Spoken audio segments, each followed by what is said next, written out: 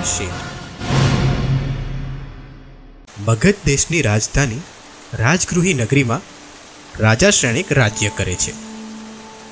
એક વખતની વાત છે. ચોમાસાના દિવસોમાં રાજા શ્રેણિક પોતાના મહેલના ઝરૂખામાં રાણી ચેલ્લણાની સામે બેઠા છે અને ધોધમાર પડતા વરસાદને જોવાની મજા લે છે. એવામાં રાણી ચેલ્લણાને દૂર એક માણસ દેખાય છે જે ગરીબીને કારણે આવા વરસાદમાં લાકડા ભેગા કરવાની મહેનત કરે છે. રાણી ચેલ્લણા રાજા શ્રેણિકને ઠપકો આપે છે. આપના જેવા દયાળુ રાજાના રાજ્યમાં આવો દુઃખી માણસ? રાજા શ્રેણિક પોતાના માણસોને મોકલીને તે માણસને બોલાવે છે અને કહે છે, હવે તારા બધા દુઃખો દૂર થયા, સમજ. માંગ માંગ માંગે તે આપી દઉં. તે માણસ કહે છે, હું મમ્મણ નામે વાણિયો છું.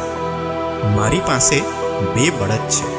એમાંથી એક બળદનું એક શિંગડું ફૂટે છે, તે આપો. રાજા કહે છે, શિંગડું જ શું કામ, આખો બળદ જ લઈ જા.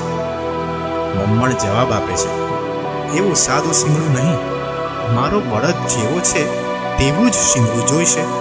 માટે બળદ જોવા આપ મારા ઘરે પધારો. રાજા શ્રેણિક: મજા આવે છે ને?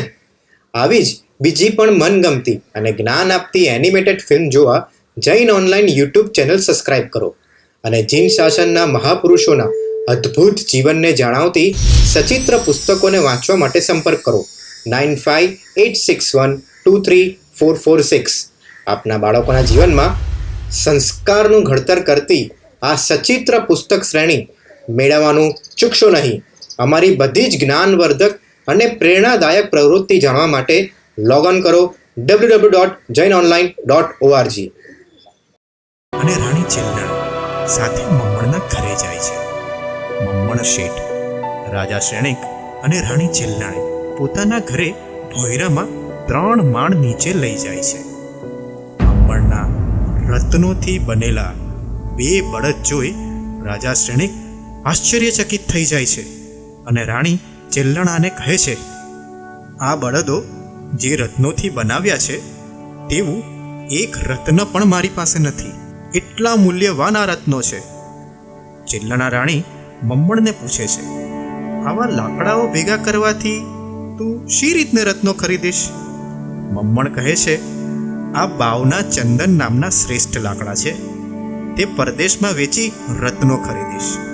પૈસા બચાવવા હું વસ્ત્રમાં માત્ર પોતળી જ પહેરું છું અને ખાવામાં ફક્ત તેલ અને વાલ જ ખાઉં છું.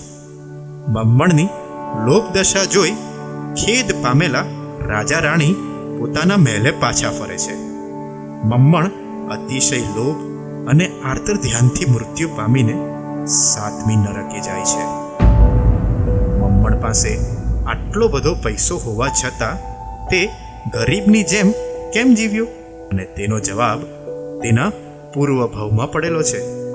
મમ્મણ પૂર્વભાવમાં એક સજ્જન ગૃહસ્થ હોય છે. એક દિવસ તે મહાત્માને તાજો સિંહ કેસરિયા નામનો શ્રેષ્ઠ લાડવો ઓરાવે છે. થોડા વખત પછી તેનો મિત્ર આવે છે અને કહે છે, મમ્મણ, લાડવો ખાધો?